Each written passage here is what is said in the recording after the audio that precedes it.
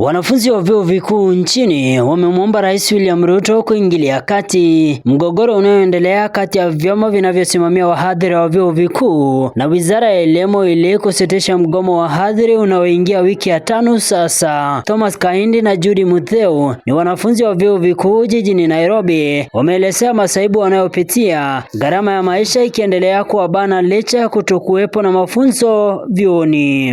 Our parents are paid the school fee, but we are not reading because of this issue.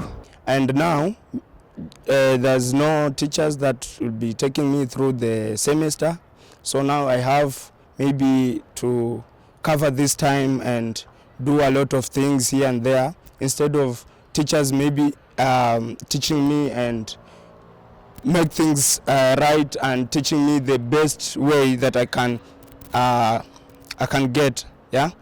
So strike has been a problem. Wanafunzi hao wamesalia na ombi hili kwa ofisi ya Rais William Ruto, wakisema kuwa bila suluhu kupatikana mapema, mpango wao wa maisha utaathirika pakubwa. I'll urge the government to consider this issue very quickly and come up with the best solution and bring teachers back to school.